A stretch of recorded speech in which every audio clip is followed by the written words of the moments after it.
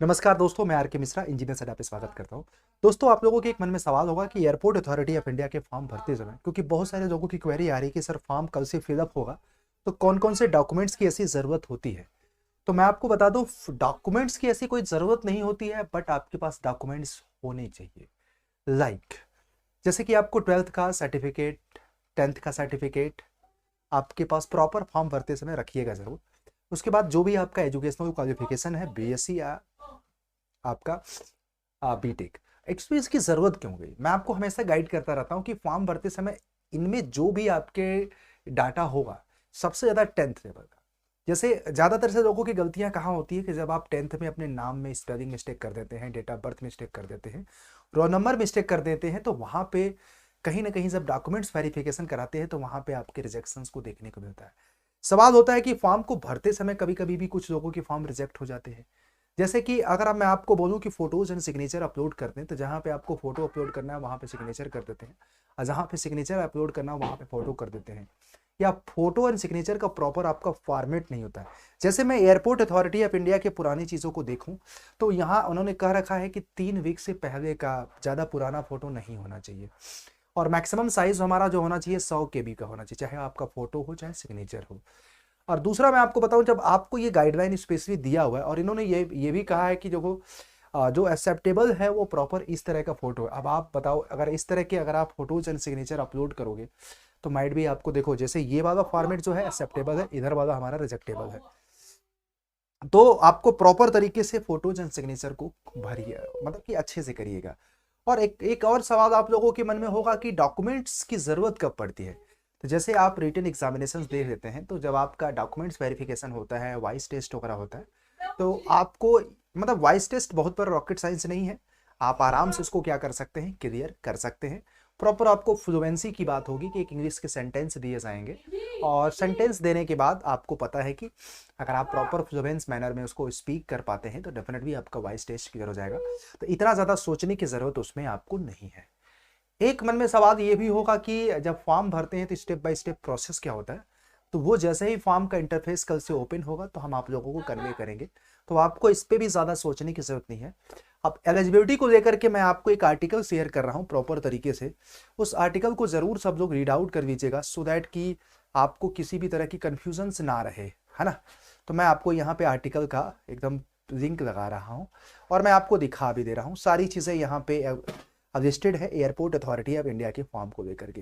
देखिएगा, यही आपका है एलिजिबिलिटी क्राइटेरिया। हालांकि मैं आपको बता देता हूँ कि यदि आपने बीएससी फिजिक्स और मैथमेटिक्स से कर रखे हैं और आप या परसुइंग है 21/1/2023 की पहले आपकी डिग्री कंप्लीट हो जाएगी, तो आप लोग एलिजिबल हो, या बीटेक आपने किसी भी स्ट्रीम से कर रखा है। याद रखिएगा, डिप्लोमा प्लस बीटेक इसमें अलाउड नहीं है। अगर आपने डिप्लोमा 12th के बाद किया है, मतलब डिप्लोमा आपने 12th के बाद किया है, फिर आपने बीटेक कर रखा है, तो आप अलाउड हो, है ना। इसमें याद रखिएगा, plus diploma plus BTech allowed नहीं है, मैं आपको बता दूं, लेटरल एंट्री के थ्रू जिसने कर रखा है। और मिनिमम एज लिमिट की बात अगर किया जाए तो एज कैलकुलेशन 21/1/2023 के बेसिस पे ही होगा, यहाँ पे दिमाग में रखिएगा। और आपको बाकी तो देखो, 22 दिसंबर है, कल से फॉर्म आपका शुरू हो जाएगा। और बाकी इसमें तो देखो, अब ये है कि आपको ये सारे क्राइटेरिया को फुलफिल करना पड़ेगा। और हम स्पेशली बात करेंगे एटीसी के लिए, हमारा हमारा जो कंसर्न है वो हमारा एटीसी है।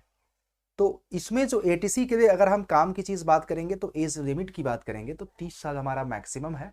और ओबीसी और एसटी को अपना 5 साल, ओबीसी को 3 साल, एससी और एसटी को 5 साल का रिलैक्सेशन भी मिल जाएगा, जो कि हमारे सेंट्रल गवर्नमेंट का नियम होता है, वो स्टैंडर्ड आपको हमेशा मिलता है बाकी अलग अलग कैटेगरी के लिए। तो all the best for your next form filling process. बस मेरा यही कहना है कि जब आप पेमेंट करें तो पेमेंट को भी एक बार प्रॉपर तरीके से स्टेटस से ज़रूर चेक कर लें। बहुत सारे लोगों का क्या होता है कि पेमेंट करने के बाद वो तो कर देते हैं, but airport authority of India payment को रिसीव नहीं करता है, तो जो कि आपके अकॉर्डिंग तो आपका सक्सेसफुल हो गया। तो फॉर्म कंप्लीट फिलअप करने के बाद आप एक बार उसके स्टेटस को जरूर चेक कर दें, है ना, लॉग इन करके। कभी कभी क्या होता है, मैं आपको बताऊं, छोटी छोटी चीज़ें आप लोगों को बड़ी दिक्कत, आपने फॉर्म भर के बड़ा टेंशन फ्री हो गए, बट वहां पे जा रहे हैं तो बाद में आपको 2 महीने बाद आपको रिजेक्टेड कैटेगरी में जाता है। हालांकि एयरपोर्ट अथॉरिटी ऑफ इंडिया बाद में भी रिजेक्टेड स्टूडेंट्स को मौका देता है चीज़ों को करेक्ट करने का, बट वो काफ़ी लेट हो जाता है। तो उससे इस सिनेरियो में किसी के मेल का रिप्लाई दे देते हैं, किसी के मेल का रिप्लाई नहीं दे देते, ऐसा भी हुआ है। तो आप अगर इधर इतना मेहनत कर रहे हैं और आपकी फॉर्म को रिजेक्ट कर दिया जाए, ये अच्छी बात भी नहीं है। और बाकी तो ऐसे भी आप ग्रेजुएट्स हैं यार, बीटेक हैं, आपने डिप्लोमा कर रखा है, सॉरी आपने बीएससी कर रखा है, तो इतना तो हमें पता है ना कि आप लोग गलती नहीं करोगे फॉर्म फिल करते समय। 10th का जो भी डिटेल आपको पर्सनल डिटेल वगैरह सब कुछ भरना, वो प्रॉपर आपको भरना पड़ेगा। और बाकी तो मैंने आपको बता दिया फोटोज एंड सिग्नेचर का।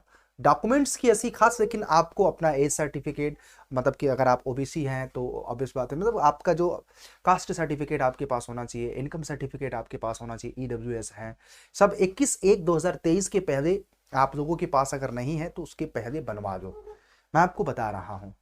और बाकी तो सारा चीज़, और आपकी डिग्री भी अगर आपकी प्रोविजनल है या जो भी है, तो आप सब लोग ये सारी चीज़ें रेडी रखना शुरू कर दो, है ना। तो थैंक यू। और आपको लगता है कि आपको प्रिपरेशंस की ज़रूरत है तो मैं आपको बता दूं, आप वीडियो के नीचे डिस्क्रिप्शन में या ये हमारे एटीसी की बहुत सारी डिटेल्ड चीज़ें चल रही हैं। आपके पास एटीसी की मैथमेटिक्स की बुक है, फिजिक्स की बुक है, और एयरपोर्ट अथॉरिटी ऑफ इंडिया के हमारे पास लाइव स्ट्रक्चर्ड क्लासेस भी हैं, 26 तारीख से आपका शुरू हो रहा है। वीडियो कोर्सेज भी हैं, आप लोग जा करके यहाँ पे ले सकते हैं। देखो बुक वगैरह के लिए, टेस्ट सीरीज के लिए Y201S लगा देना कोड, और वीडियो कोर्स और लाइव क्लासेस के लिए जो 26 तारीख से शुरू हो रहा है Y201 Y201 लगाना है। ये अगर कोड लगा के आप ज्वाइन करते हैं तो डायरेक्ट आपको ये सारी क्लासेस मिलेगी और आप मेरे से डायरेक्ट कनेक्ट हो पाओगे, सो दैट कि आपकी डाउट्स भी ड्यूरिंग द प्रिपरेशन जर्नी अगर आपको कोई दिक्कत आएगी, I will be help you. बाकी मैं सारी चीज़ों का लिंक वीडियो के नीचे कमेंट सेक्शन में प्रोवाइड करा रहा हूँ। Thank you guys, thank you, और ऑल द बेस्ट, और होप आप लोग अपना सजेशंस इसमें दे। और आपको मैं यूट्यूब पे भी क्लासेस, पूरी टीम इंजीनियर अड्डा की यूट्यूब चैनल पे प्रोवाइड कर रही है। डेली आप लोग इंजीनियर अड्डा के चैनल पे देख करके कंसेप्ट की, सबसे बड़ी बात हम लोग कंसेप्ट आपको पढ़ा रहे हैं, तो कंसेप्ट यूट्यूब और एप्लीकेशन दोनों पे पढ़ लोगे तो मुझे लग रहा है कि माइट भी आपकी जर्नी बहुत आसान हो जाएगी। Thank you.